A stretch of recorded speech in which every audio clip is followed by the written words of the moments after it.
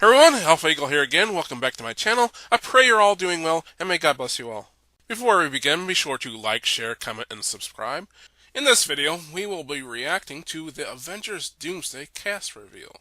Now, I'm going to break this down into teams. First is the Avengers, and our first Avenger is Thor. Now, as much as I hated Love and Thunder, it's the Batman and Robin of the Thor movies, I still like the character of Thor, and he's probably the character I'm most excited for, since in this movie he seems to be the only original Avenger returning so far. That might change later.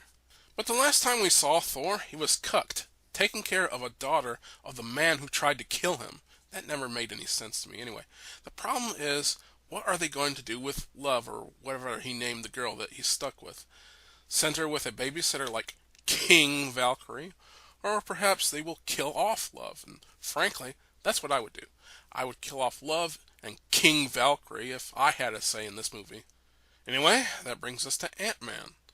I really like the character of Ant-Man, but I haven't seen Quantumania since the trailer looked so bad. And he's also stuck with an obnoxious daughter that I have no interest in seeing in this movie.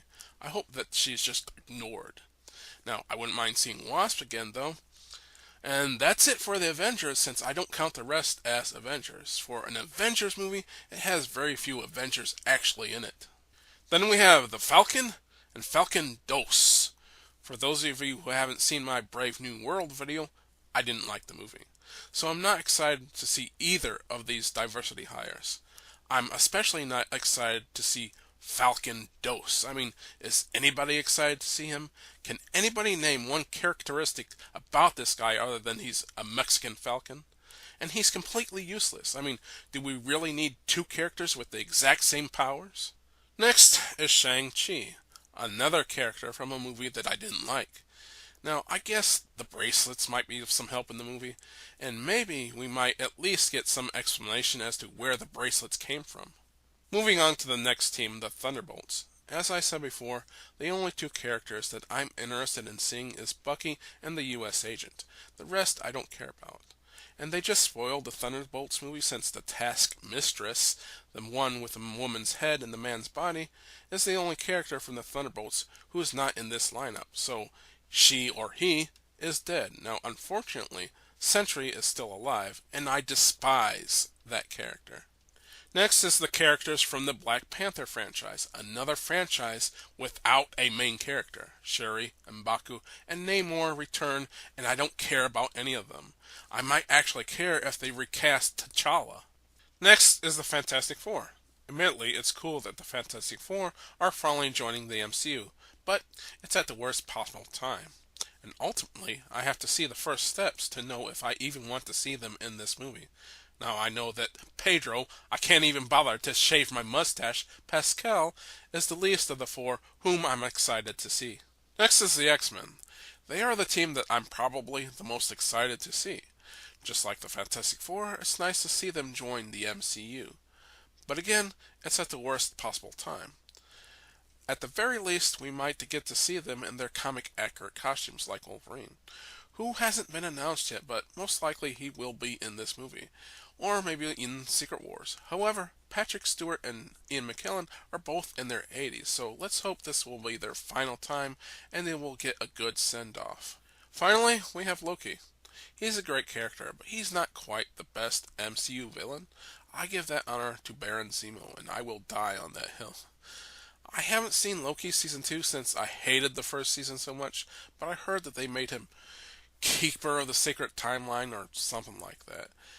And that's one of the biggest problems of this movie. There are so many other movies and TV shows that are required viewing to make sense that the average moviegoer, or even someone who is a fan or at least fan of the good movies, might have trouble following the story. So, overall, there are some characters that I'm excited to see.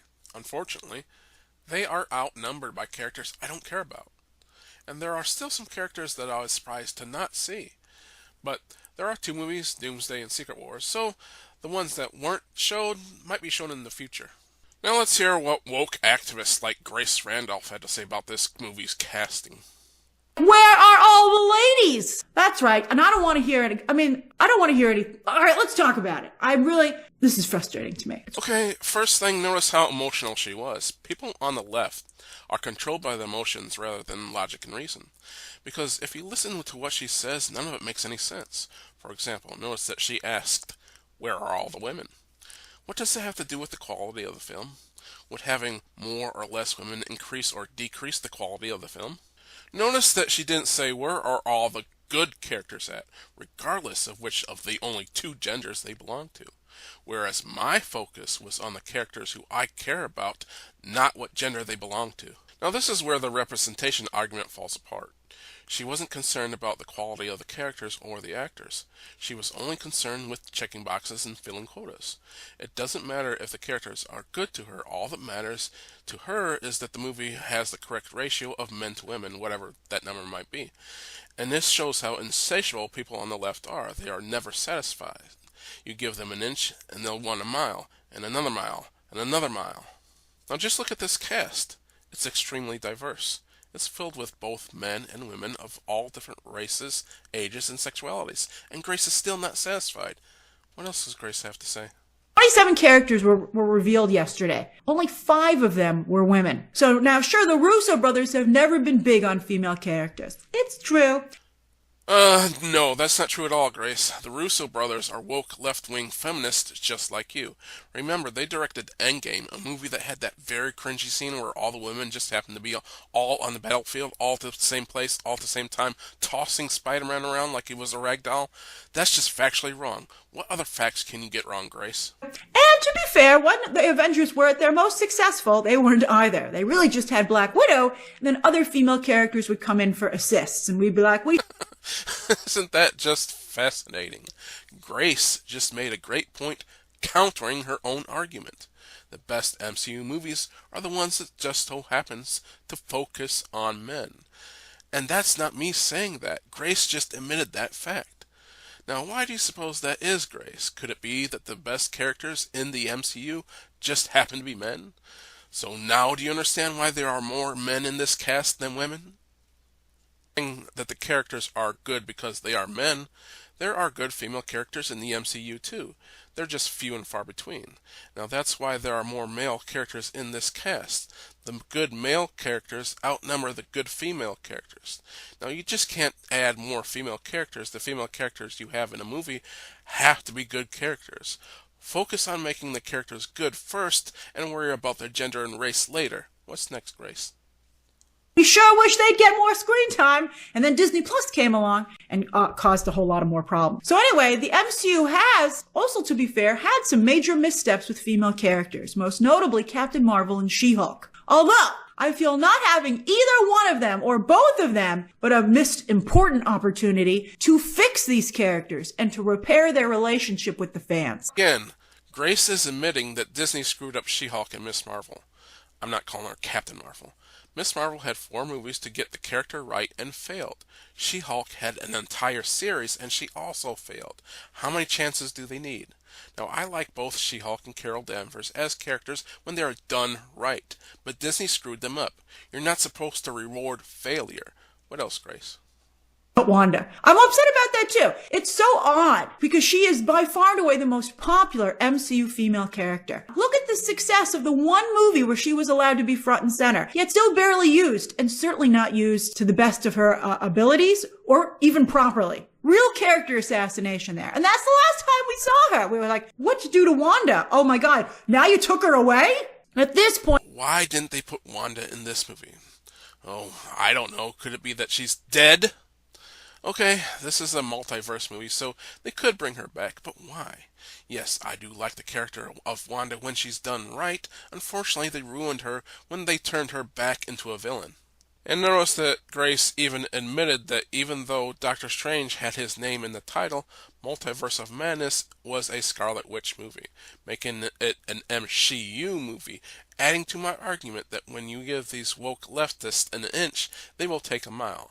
They demand more female representation, and when they are given more female representation, they take over an entire movie that was supposed to be about a male character, Doctor Strange.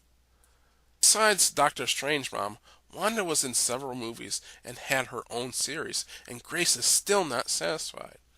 And of the Maximoff twins, Wanda was the only one to survive her first full appearance. Hashtag justice for Quicksilver. He was a man, and he was killed off before her, so you can't blame sexism for that one. At this point, there have been multiple opportunities to bring her back. She should be the new linchpin of the MCU, the new Robert Downey Jr., but she's not. And it does all seem wildly unfair. I'm just saying, it's really weird. It's really weird. Weird. Okay, why should Wanda take over for Iron Man as the new linchpin of the MCU? Grace has said several times that they should bring back Wanda, but I haven't heard a specific reason as to why, other than because she has a vagina.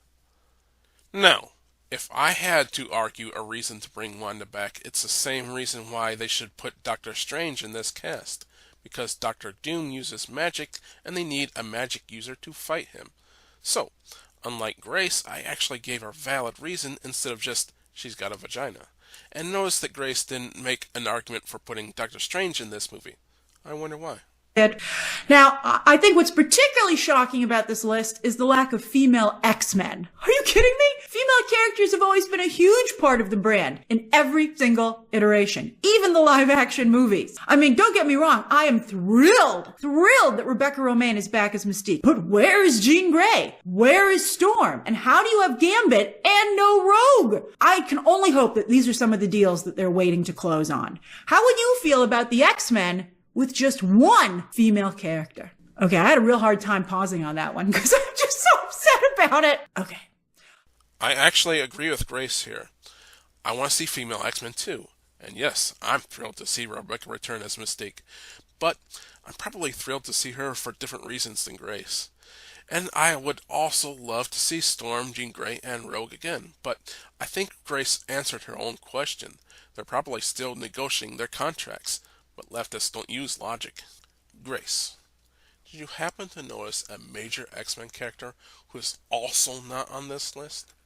I don't know, how about Hugh Jackman as freaking Wolverine? Or did you not notice he's missing from this list because he's a man? So how can you claim sexism when the biggest male X-Men star is not on the list either? Again, proving my point that woke leftists don't use logic and they only use emotion. Grace's first thought wasn't that there's two movies and that this might not be the full cast and that they might still be negotiating their contracts.